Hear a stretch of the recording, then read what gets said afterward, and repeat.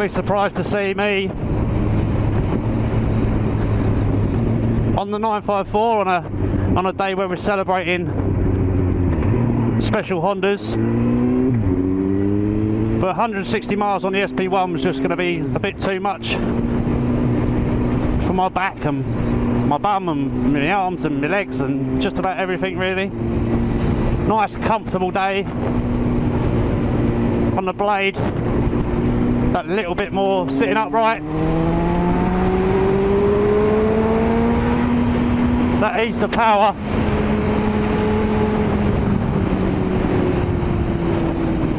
This really is Baba's masterpiece, the 954.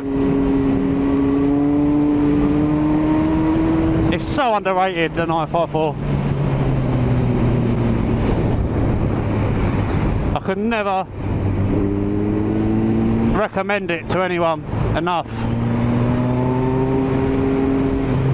Just its lightweight, flickable chassis,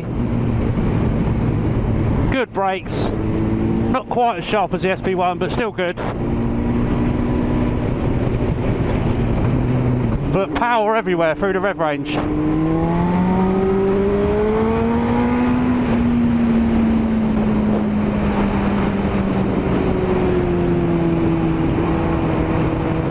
At the time when it was released, it was seen as sort of being the all-rounder rather than the hooligan sports bike. And when you mixed in with what Suzuki had done with the GSX-R Ks, you're talking now the K2 and K3s, the ZX10s, and the R1s just pre-Big Bang. They were hooligan machines. This was seen as more of a sports tourer, which is a massive compliment to it, if I'm honest, because it's more than capable. It's no slouch, that's for sure.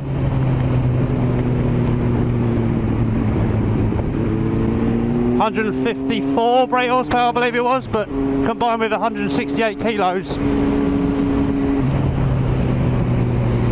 it's a damn quick bike.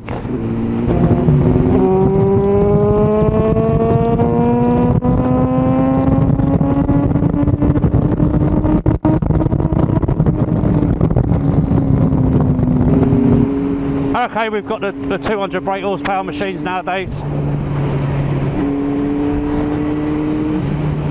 But can you use that? Can you use those extra 50 brake on a road like this, on a country lane?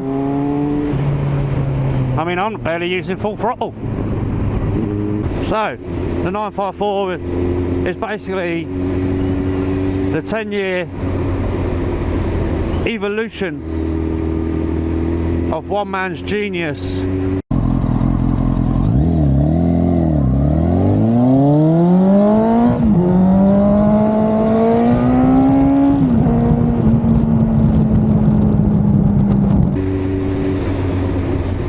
The original idea to have a nice lightweight frame with a big powerful engine. The power of what was the 1100s, 1000 cc's sort of the ZZRs and the CBR 1100s, with the nice lightweight frame of a 600. It blew everyone away, didn't it? Let's be honest, it changed the market, and that's what Honda tend to do. They have got that sort of power, because it then bred the R1. It forced Yamaha to relook at the Thunder Ace, for example. It forced Kawasaki to look at the ZZR 1100. It forced Suzuki to look at the GSX-R 1100, which were all accepted as being big, heavy, bulky, but powerful bikes. And that class of the 600 of just having a lot less power, but being a lighter, better handling bike. The FireBlade in '92 offered both, and after 10 years of evolution and 10 years of everyone else catching up, this was Baba's last hurrah. Going from the original 1992 blade through the Urban Tigers, through the Cadbury's sort of blades, all through the carb years, ending up with the turn of the millennium with the 929, which, let's face it, wasn't aesthetically wasn't the greatest looking bike in the world. Big square horrible front, and I owned one before this, so I know what I'm talking about. I found it very difficult to look back in the garage or when you parked it and look back and be like, oh, that's lovely, with a 929. Don't get me wrong, this bike owes a hell of a lot to the 929, the first fuel injected blade, and that then evolved through to the 954. Same engine, just bored out that a little bit more.